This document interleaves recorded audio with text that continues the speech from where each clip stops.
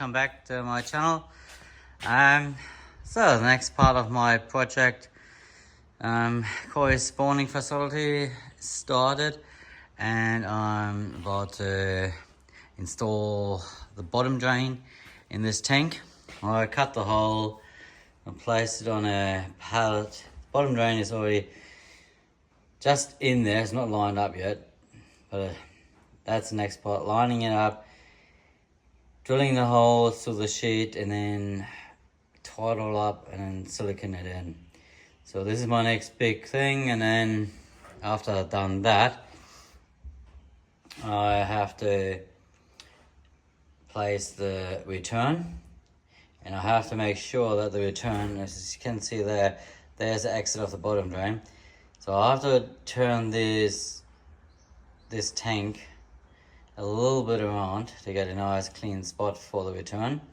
And I have to cut a hole for the return somewhere in the top part there, but it has to be roughly in line with that bottom exit. The way I plan it at the moment with the filter, that's where it has to be, and I hope it all works. That's the big if, because look at the concrete slab I poured, the size, I might have gone a bit too not long enough with it. It might be that I'll have to, I hope not, but I might have to this return, no, not the return, the exit, the bottom drain exit pipe, I might have to go outside the facility through the clear sheeting and then back into the filter. Hopefully not, but I think I measured it all a bit too tight when I was designing it. Okay, so this is my next step, putting the bottom drain in, then I do the return, and then I'll start putting the insulating sheets in. And I don't think today I will get to the part fiberglassing this, but I'll do it my best. Good, I'll come back to you when I got the bottom drain installed. Okie dokie, we are back, and the return is fitted and the bottom drain. So as you can see, I even siliconed the bottom drain in as you would do it with a liner. I wouldn't have been necessary, but I got this marine sealant here, beautiful white, my mistake from the last time, as you know, but I thought it would give a bit more strength to holding the bottom drain to the metal when it's screwed in. And I tell you, it was quite a pain because I had to pre-drill the metal with the normal stainless steel screws from the bottom drain. They're not self-tapering screws, that don't go in themselves, so I had to pre-drill it, find the holes, and then put it in. And the same thing was with the return you see there. I might made it a bit harder for myself putting the return, this piece, in from the inside. But the simple reason why I did that is when the insulation comes in, I need a gap for that. And it's already pretty tight here. Oop, no, I got silicone on my fingers. Great. No.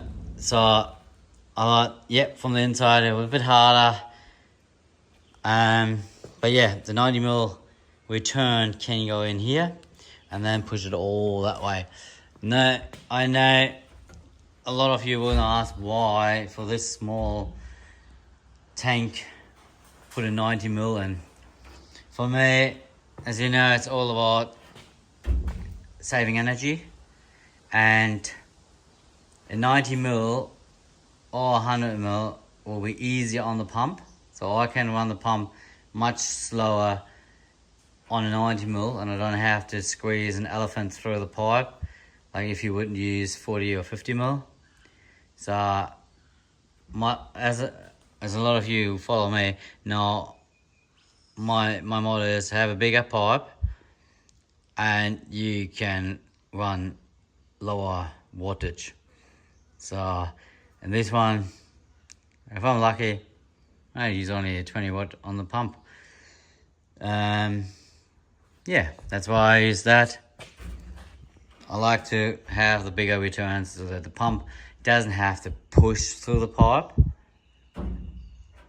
It just has to push slowly, or the mass through, and then you get enough return and enough circulation in this area here.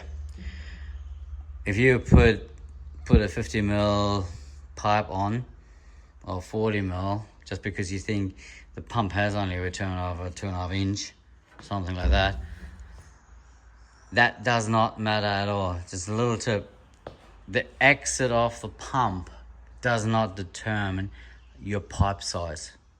You can put as much of a big pipe on the exit as you like. Just a little tip.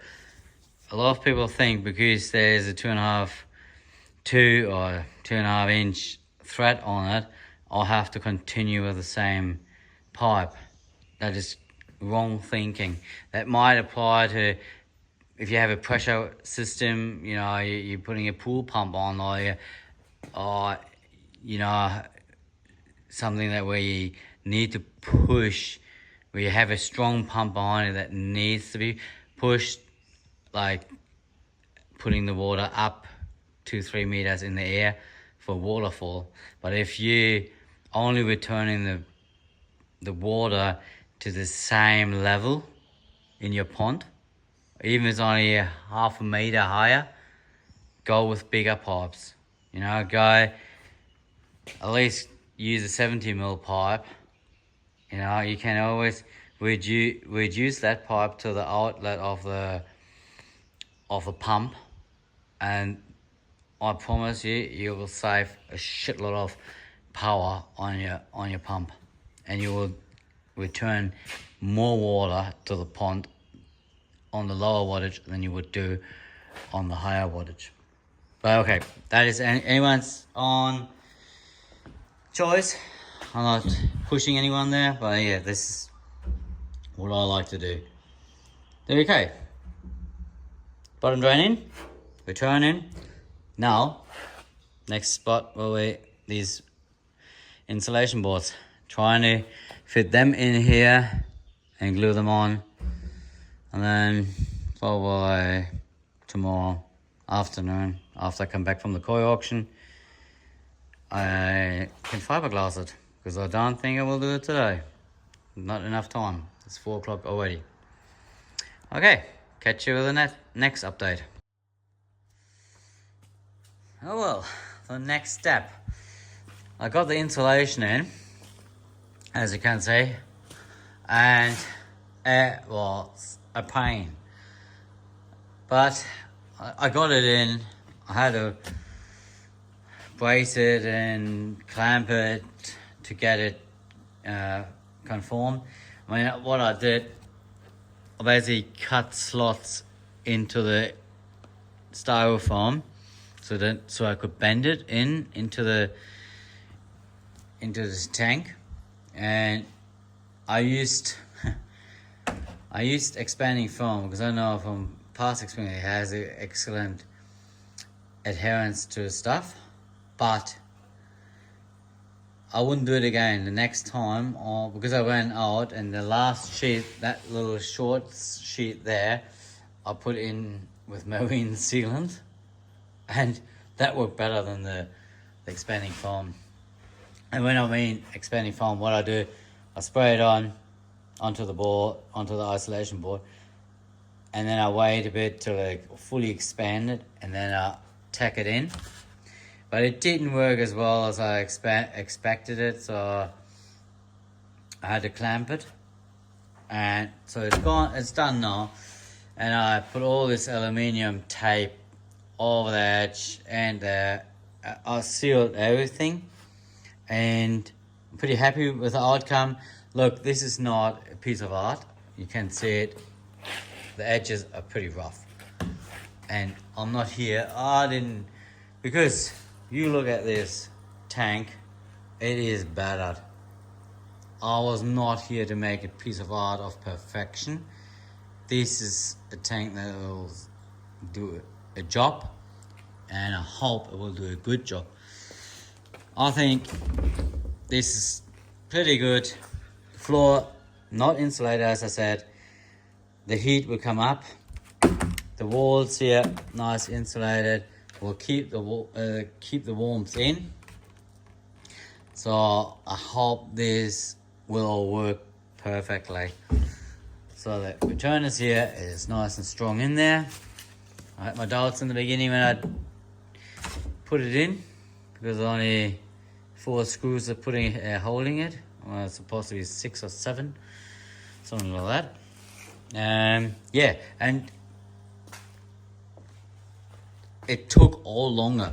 So, like, I don't know, most of you know it. You start a project and you think, yep, babe, I can do this quick. Now, if you think it, put 3 times more on it, it takes a much longer time. And it's now 10 to 7. It is dark out there. It's only light because I have these beautiful LED lights up there. And yeah, I'm happy with this. I won't get the fiberglassing done before I go back to work, so it can cure nicely. And then next week I'll do the top coating, and it should be a beauty. I think this is a good tank to do to raising koi. But let me know in the comments if you agree or disagree. And my shit looks again shit. Oh well, that's the price when you have all these silly ideas in your head. Okay, catch you next. We're back with another update of our project on the tank. And as you can see, I got the fiberglassing done and it worked out pretty good. I'm very happy with the result. I have to say, each time I do a bit more fiberglassing, I get more and more better at it, I think. And I've figured out the best way, or what they mean when they talk about paddle rolling the fiberglass. Now I've finally seen it, my own eyes, when the resin comes through. So yeah, we'll go pretty good. It's all in. The bottom is all good. It basically has 3 layers of fiberglass. The walls have 2 layers, and each layer is 600 gram heavy or weighted chopped fiberglass matting. So no, I have to say I'm very, very happy with the outcome. And yeah, as I said before, so this is now this week. It's done. It can now fully cure. I mean, I think it's probably mainly cured. At least the walls are cured, because they're cute. The walls I did yesterday, and then I did today the bottom. That's probably needs a little bit more. And it's touch dry. Well, I guess it will still be curing for another week, or how long it even ever takes. And yeah, I mean, I still have to fine trim all the edging here of the fiberglass. That will be done next week. And then what I want to do is paint the outside first, so make this all nice, presentable. When that's done, I'll do the top coating, so it can have a nice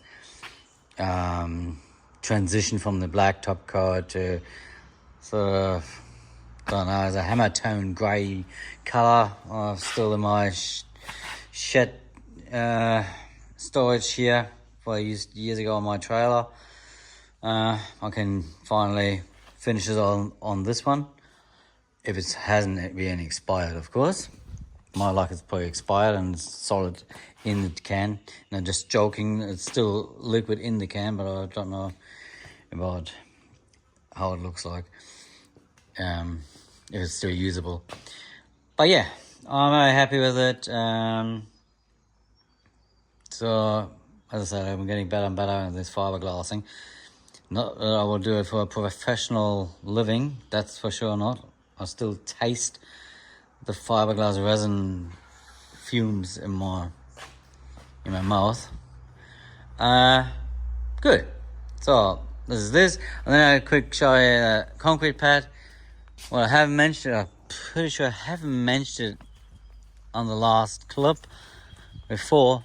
I had to actually redo it a little bit because when you own a husky puppy, or any puppy, I guess, it comes up with surprises. And in this case, and I can still see a little bit, I had to redo a little bit here because he walked straight into the wet concrete and left massive paw marks in it.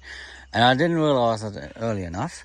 I realized it when I got into the house and saw concrete paw marks on our wooden floor.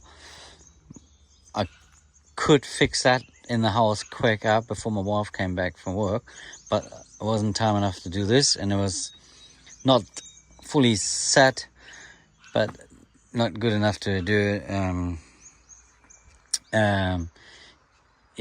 mask it up. So I had the next day, what I did, made basically a cement sand slurry and poured it all over here, a little bit subtle, and then brushed it everywhere and settled it a bit, and then you could put another paw mark in. I mean, this dog, if you don't watch him, it fucking drives you nuts.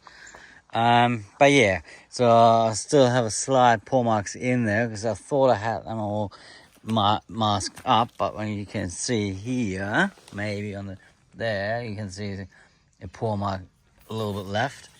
So yeah, and then I changed another thing on my idea when I said before I would burnish the surface and make it nice and smooth. A few hours later, I was sitting in the house watching TV, and I thought, this is a wet area, with a lot of water. Probably a burnished, polished surface wouldn't be the best, even though I would never get it super polished. But so I decided just use a broom, and just rough it up. So it's not, the surface is a bit rougher, and next week what I will do is I'll seal it so that no dirt goes into the top. But yeah, I prefer to have it a bit more on the rough side than smooth, because that's the last thing I need, to have a slip in here while I'm checking on the koi fire. Good. Okay, that's from me here. Thanks for watching. Hope you enjoyed this little episode of my project, and yeah, like, subscribe, and enjoy your hobby out there. See you next time. Bye.